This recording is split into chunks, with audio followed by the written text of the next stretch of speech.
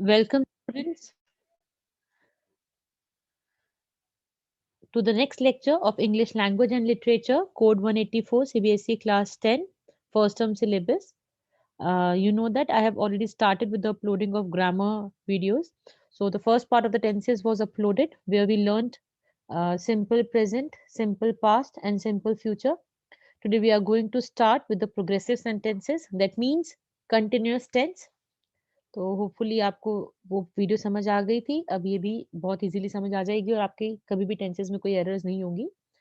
तो बेटा आप जो भी मैंने बताया था फर्स्ट वीडियो में उसकी आप प्रैक्टिस करते रहिए। जो भी प्रॉब्लम्स आ रही हैं वो कमेंट बॉक्स में शेयर करते रहिए। और सबसे पहले आप वीडियोज़ को बेटा लाइक कीजिए और फर्दर शेयर कीजिए और अगर अब तक आपने सब्सक्राइब नहीं किया है मेरे चैनल को तो प्लीज़ सब्सक्राइब द चैनल। ठीक है? ये चीज़ें बहुत इम्पोर्टेंट है। चलिए अब हम शुरू करते हैं present progressive tense that means हम इसको दूसरा भी बोलते हैं इसको हम कहते हैं कंटिन्यूअस टेंस आल्सो CONTINUOUS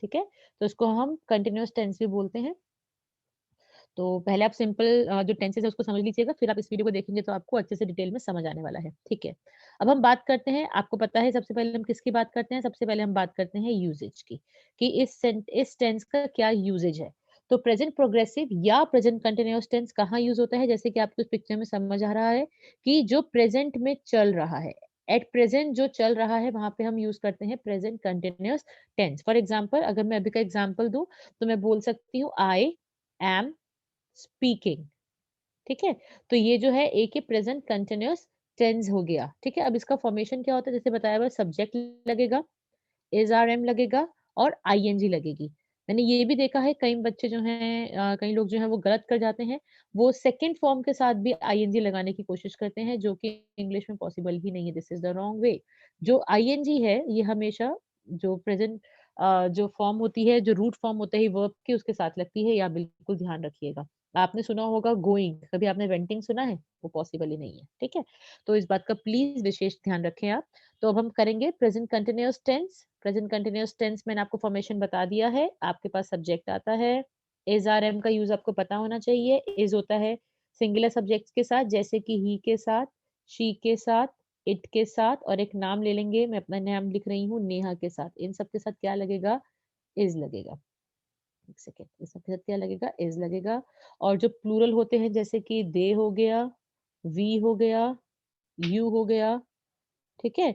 और मैंने पहले भी वर्ड लिया था एक चिल्ड्रन, चिल्ड्रन हो गया क्योंकि चिल्ड्रन जो है प्लूरल को रिप्रेजेंट करता है, इन सब के साथ क्या लगेगा? आर लगेगा, ठीक है?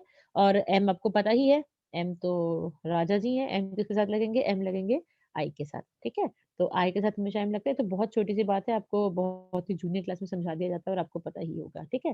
तो हमारा फॉर्मेशन क्या बन गया? Subject plus is are am को आपको ध्यान अपने आप रखना है कि क्या लगाना है, इज़ की आर की एम प्लस आपको V1 यूज़ करनी है, वर्ब की फर्स्ट फॉर्म यूज़ करनी है और रूट फॉर्म भी इसको हम कहते हैं, उसके साथ हमने आईएनजी लगाना है, ठीक है? तो ये आपका फॉर्मेशन बन जाता है, ठीक है? चलिए इसका हम एक बार हम यूसेज पढ़ते हैं, फिर उसके हम कुछ एग्ज़ाम्पल्स को स्टडी करेंगे, ठीक है? इसका यूसेज क्या है? For action that are happening at the time of speaking जो बोलते समय या जो हम जब बोले तब हो रहा है। अब क्वेश्चन आता है कई बार बच्चे ये पूछते हैं कि अब सेंटेंसेस जब एग्ज़ाम में आएँगे तब कैसे पता चलेगा कि ये काम उस बंद जिसका भी लाइन आई भी है कि वो जो हो रहा है वही वो बोल रहा है। तो आपको ऐसे कुछ वर्ड्स होंगे बेटा ऐसे ऐसे कुछ वर्ड्स होंगे जैसे एट दिस मोमेंट का मतलब है इस पल में। इस पल में ऐसा ये जो हिंट है ना ये हिंट है कि ये प्रेज़ेंट कंटीन्यूअस टेंस की बात कर रहा है, ये अभी की बात कर रहा है। अगर आपसे बोल रहा है जस्ट आई एम सॉरी अगर वो आपसे बोल रहा है नाउ, NOW नाउ तो ये भी रिप्रेजेंट करता है कि अभी हो रहा है। तो ऐसे जो वर्ड्स हैं आपको कुछ ना कुछ हिंट मिलेगा आपके सेंटेंस में जिससे आपको पता चल जाएगा कि यहाँ पे आपको प्रेजेंट कंटीन्यूअस टेंस को यूज़ करना है, ठीक है? कुछ एग्ज़ाम्पल्स हैं यहाँ पे जो मैंने लिखे हुए हैं उसको एक बार देख लेते हैं। पहला एग्ज़ाम्पल है आई एम करंटली वो writing a new novel about my travels मैं अपने ट्रेवल्स के बारे में अभी लिख रहा हूँ। तो इसमें क्या-क्या इसने यूज़ किया है? इसने यूज़ किया है एम प्लस राइट के साथ आईएनजी, ठीक? She is working at her desk at the moment मैंने आपको बताया था अगर आपको एट द मोमेंट आता है तो आपको पता चलता है कि वो अभी की बात कर रहे हैं। इज़ आ गया और आईएनजी लग गया वर्क के साथ। ठीक है? तो सबसे ईज़ी टेंस है ये वाला ये आपको इसमें मेरे को लगता नहीं है कोई दिक्कत ज़्यादा होने वाली है। अब इसके हम कुछ एग्ज़ाम्पल्स पढ़ लेते हैं जिसका हम नेगेटिव, इंटेरोगेटिव और इंटेरोगेटिव नेगेटिव भी देख लेंगे। ठीक है? देखिए राम इज़ स्पीकिंग पोलाइटली ठीक है? वो पोलाइटली अभी बोल रहा है। ठीक है? तो ये आ गया इज स्पीकिंग। इसका नेगेटिव कैसे बनता है, मैंने आपको पिछली वीडियो में भी बताया था कि सिंपल प्रेजेंट और सिंपल पास्ट में डू डज या डिड का यूज होता है और सब में सिर्फ आपको नॉट लगाना होता है, तो बहुत सिंपल बन जाता है, Ram is not speaking politely. उसके बाद इसका जब हम इंटेरोगेटिव बनाएंगे तो हम हेल्पिंग वर्ब को सब्जेक्ट से पहले प्लेस कर देंगे, तो वो आ जाएगा इज राम स्पीकिंग पोलाइटली। और अगर हमें इंटेरोगेटिव प्लस नेगेटिव बनाना है तो is Ram not speaking politely और इजंट राम स्पीकिंग पोलाइटली। जो मैंने आपको बताया था कि जब आप कॉन्ट्रैक्शन यूज करेंगे, कॉन्ट्रैक्शन को आप सब्जेक्ट से पहले प्लेस कर सकते हैं इंटेरोगेटिव सेंटेंसेस में, ठीक है। अदरवाइज अगर आप कॉन्ट्रैक्शन यूज नहीं कर रहे हैं तो इज पहले आएगा, नॉट जो है वो सब्जेक्ट के बाद आएगा। एक और एग्जाम्पल है, they are conveying the right messages to others. ये मैंने वही एग्जाम्पल लिए हैं जो मैंने उस टेंस में लिए थे, सिंपल वाले टेंसेस में लिए थे। तो they are conveying is are M plus I N G. Negative बनाया, they are not conveying. Interrogative बनाने में आर में सब्जेक्ट से पहले ले आई, हेल्पिंग वर्ब को सब्जेक्ट से पहले निकाल दिया, are they conveying right messages to others. And interrogative negative, aren't they conveying the right messages to others और are they not conveying right messages to others, ठीक है। Okay, now let's move on to the next type, next tense. The next tense is past progressive. And what else can we say that? Past continuous tense. Continuous. And the picture is showing you, आपको picture क्या दिखा रही है कि कोई चीज जो past में चल रही है, जो continuation में है, उसको हम कहते हैं past progressive। मैं आपको फिर बता देती हूँ उसका यूजेज इसको हम इस टेंस को हम कहाँ यूज करते हैं बेटा। जो चीज पास्ट में मूवमेंट में थी, ये प्रेजेंट की लाइन है, ये पास्ट की लाइन है। जो चीज पास्ट में मूवमेंट में थी उसको हम बोलते हैं पास्ट प्रोग्रेसिव और पास्ट कंटिन्यूअस टेंस, ठीक है। अब इसका एक बार देख लेते हैं कि इसका फॉर्मेशन क्या है। सब्जेक्ट है, साथ में वॉज वर्ड लग रहा है और आईएनजी लग रहा है, ठीक है। अब वॉज वर्ड का एक बार कंसेप्ट पढ़ लेते हैं, वैसे तो पता है आपको लेकिन फिर भी एक बार रिवाइज करने में कोई प्रॉब्लम नहीं है। जैसे सिंगुलर है, जैसे कि ही, शी, इट, नेहा, ठीक है, इनके साथ हम लगाएंगे वॉज। प्लूरल है, जैसे दे, वी, यू, चिल्ड्रन, इसके साथ हम लगाएंगे वर। और मैं एक भूल गई नेहा के साथ आई, आई के साथ भी यहाँ पे वॉस लगेगा, ठीक है, क्योंकि आई सिंगुलर ही है, इसमें कोई प्रॉब्लम नहीं है। तो जो सिंगुलर के रूल्स है वही यहाँ पे लगेंगे। और वी वन लगेगा, फिर से आप याद कर लीजिए, कंटिन्यूअस टेंसेज में V one plus I N G ही लगता है, ये आपको माइंड में बिठा लेना है। वर्ब की first form plus I N G is the main part of the continuous tenses, ठीक है। अब मैं बताती हूँ कि आपको पता कैसे चलेगा कि कोई चीज पास्ट में कंटिन्यूएशन में थी। इसको साथ में ना पास्ट से, इसको साथ में सिंपल पास्ट की हेल्प चाहिए होगी या कुछ ऐसे वर्ड्स की हेल्प चाहिए होगी जो आपको बताएगा कि ये पास्ट की बात कर रहा है। जैसे कि अगर मैंने बोला कि somebody invited me, ठीक है, तो आई व्हेन आई रीच्ड, मैंने आपको क्या बोला, when I, let me right that, when I reached, तो ये मैंने सिंपल पास्ट टेंस लगाया। So when I reached his home, whatever, ठीक है, when I reached his home he was sleeping। अब आपको पता चल रहा है कि ये एक्शन जो है he was sleeping, ये पास्ट में कंटिन्यूएशन पे था जब आप वहां पहुंच गए थे। तो इसको पास्ट का थोड़ा हेल्प चाहिए होता है अपनी बात को प्रूव करने के लिए। अब नेक्स्ट देख लेते हैं एग्जांपल से और आपको इसकी यूजेज से क्लियर हो जाएगा। To show that an action in the past was happening was interrupted by a shorter action। अब जो कुछ काम जो था वो हो रहा था और एक छोटा सा एक्शन हुआ, जैसे मैंने आपको बताया व्हेन आई रीच्ड देयर, तो ये वाला मैं जब मैं वहां पहुंची तो उस टाइम वो कंटिन्यूएशन में काम चल रहा था ना, तो मेरे पहुंचने से मेरे दो सेंटेंस हो गए, तो एक इंटरप्शन आया, एक बीच में रुकावट आई। तो Rico was cooking dinner when Honey arrived, तो हनी, ये अराइव्ड, ये कौन सा टेंस है, ये सिंपल पास्ट है। राइस, ये जो था ये वाज कुकिंग डिनर, तो यहाँ पे आ गया past continuous. They were answering the test when the bell rang, तो बेल रैंग सिंपल पास्ट है, वर आंसरिंग द टेस्ट ये हमारा पास्ट कंटिन्यूअस टेंस है, ठीक है। अब इसके हम एग्जांपल्स देखेंगे और ये इसके एग्जांपल्स हैं, वही एग्जांपल्स हैं जो मैंने इसको कन्वर्ट कर दिया है पास्ट कंटिन्यूअस में। राम वाज स्पीकिंग पोलाइटली, ये हमारा कंटिन्यूअस टेंस है, पास्ट कंटिन्यूअस। जब मैं इसका नेगेटिव बनाऊंगी तो सिर्फ नॉट इंसर्ट करना है मुझे, Ram was not speaking politely. और जब मैं इसका इंटेरोगेटिव बनाऊंगी तो मुझे वाज को राम से पहले ले आना है, वाज राम स्पीकिंग पोलाइटली। और इंटेरोगेटिव नेगेटिव कैसे होगा, वाज राम नॉट, वाज और राम नॉट ऐसे ऐसे आएंगे, एक यहाँ एक वहां, अगर कॉन्ट्रैक्शन होगा तो वाजंट राम स्पीकिंग आ जाएगा। ठीक है, आगे देखिए एक प्लूरल वर्ब मैंने लिया है, they were conveying the right messages to others, they were not, were they conveying, और वरेंट दे कन्वेइंग, और वर दे नॉट कन्वेइंग। तो इस तरह से इसका नेगेटिव और इंटेरोगेटिव बन जाता है। ठीक है, अब हम देखते हैं फ्यूचर प्रोग्रेसिव।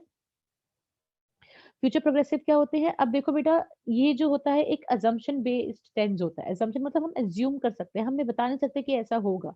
ठीक है, कोई भी चीज हम फ्यूचर की बता तो सकते नहीं है कि ऐसा, अगर हाँ ऐसा होगा तो ऐसा हो जाएगा, लेकिन फिर भी एजम्पशन बेस्ड है, फिर भी हमें पता होना चाहिए। फ्यूचर प्रोग्रेसिव आपको देखो पिक्चर दिखा रहा है कि फ्यूचर में जो चल रहा है, देखो कंटिन्यूएशन और प्रोग्रेसिव का मतलब है जो चीज चल रही है उसको हम कंटिन्यूएशन में बोलते हैं, कंटिन्यूअस टेंस बोलते हैं। ठीक है, तो फ्यूचर कंटिन्यूअस टेंस जो फ्यूचर में चल रहा होगा, ये हम अज्यूम करते हैं।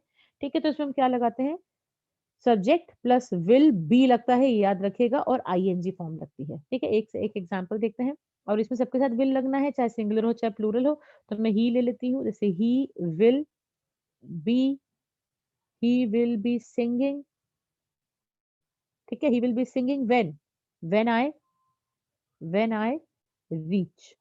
तो इसको किसकी हेल्प चाहिए, इसको एक एक एक एक्शन की हेल्प चाहिए, ये प्रूफ करने के लिए कि फ्यूचर में क्या हो रहा होगा। ठीक है, अब इसका यूजेज पढ़ लेते हैं और इसका एक एग्जांपल देख लेते हैं। यूजेज आपको दिखाई दे रहा है, it shows that an ongoing action in the future will be interrupted by another future action। अब क्या है, अब मैं बोल रही हूँ कि वो खेल रहा होगा जब मैं वहां पहुंचूंगी, जब मैं वहां पहुंचूंगी भी फ्यूचर है, और जब वो ये जो दूसरा एक्शन है वो खेल रहा होगा, ये भी फ्यूचर है, लेकिन वो वाला काम कंटिन्यूएशन में होगा। तो ये सब एजम्पशन है। The chef will be preparing the food tonight when I arrive. तो जब मैं आऊंगी, जब मैं वहां पहुंचूंगी, तो शायद वो खाना ही बना रहा होगा, तो मैं एज्यूम कर रही हूँ। आई विल बी स्टडिंग, मैं पढ़ रही होंगी for the exam, so don't call मी, इसलिए मुझे फोन नहीं करना। तो हो सकता है मैं पढ़ रही हूँ, तो प्लीज डोंट कॉल मी। ठीक है, अब इसके हम एग्जाम्पल देख लेते हैं और उनके नेगेटिव और इंटेरोगेटिव भी देख लेते हैं। तो वही सेंटेंस है, Ram will be speaking politely. ठीक है, इसका नेगेटिव हो गया, Ram will not be speaking politely, और will Ram be speaking politely, तो ये इसका इंटेरोगेटिव हो गया। और अब देखो, अब याद रखना, अब यहाँ पे अब बिना कॉन्ट्रैक्शन के कैसे, क्योंकि यहाँ पे एक वी भी आ गया, तो कैसे करेंगे, will Ram not be speaking politely. ठीक है, अब आगे देखते हैं दूसरा, एक और सेंटेंस मैंने लिया है। वैसे तो यहाँ पे सिंगुलर प्लूरल का कोई फर्क नहीं पड़ता, still we should see to it, they will be conveying the right messages to others, they won't be, will they be, और वोंट दे बी। तो इस तरह से इसका नेगेटिव इंटेरोगेटिव और इंटेरोगेटिव नेगेटिव सेंटेंसेस बन जाएंगे। ठीक है, आई होप आपको समझ आ रहा है। आगे देखते हैं, अब हम इसके कुछ एक्सरसाइजेस हैं जिसको हम करेंगे। ठीक है, क्योंकि जो हमने कंटिन्यूअस के तीनों टाइप्स कर लिए हैं, इसको हमें करना बनता है कि हम इसको थोड़ा सा प्रैक्टिस करें। अब आप पिक्चर को देखिए, what is the correct sentence for that picture. इस पिक्चर को देख के बताइए क्या सेंटेंस होगी। देखो एक बेल रैंग कर रही है और बच्चे जो है यहाँ पे एग्जाम दे रहे हैं। ठीक है, चलिए देखते हैं। When the bell was ringing they did an exercise, they doing an exercise and the bell rang, while the bell rang they doing an exercise. देखो बेटा, यहाँ तो इसने वर्ब दे आर को इसने मिस ही कर दिया, तो बिल्कुल गलत है। यहाँ पे भी इसने दे डूइंग क्या होता है, दे आर या वर या कुछ तो होता, तो वर्ब ही नहीं है, तो बिल्कुल ही गलत है। ठीक है, ओके आगे देखते हैं। अब हमारे पास बचता है ए और D option, they were doing an exercise when the bell rang, और when the bell was ringing they did an exercise. तो ये वाला सेंटेंस आपको समझ ही आ रहा है कि आपका जो फोर्थ सेंटेंस है वो आपका करेक्ट आंसर है। Okay, at 2 yesterday children dash their homework. अब आपको यस्टरडे दिखाई दे रहा है, ठीक है, और चिल्ड्रन दिखाई दे रहा है। ठीक है, चिल्ड्रन के साथ अब इसमें पास्ट लगेगा, वाज डूइंग, ठीक है, पास्ट है, हम इसको कंसीडर कर सकते हैं। वर डूइंग पास्ट, इसको कंसीडर कर सकते हैं। ठीक है, लेकिन हमारा जो और है, जैसे कि ये आर डूइंग है, प्रेजेंट हम नहीं ले सकते क्योंकि यस्टरडे की बात हो रही है, और विल बी डूइंग फ्यूचर हम नहीं ले सकते क्योंकि यस्टरडे की बात हो रही है। अब बचता है वाज डूइंग और वर डूइंग। अब चिल्ड्रन है तो चिल्ड्रन प्लूरल है, तो क्या आंसर होगा, आपको समझ ही आ रहा है। आंसर क्या होने वाला है बच्चों, बताइए, it would be were doing.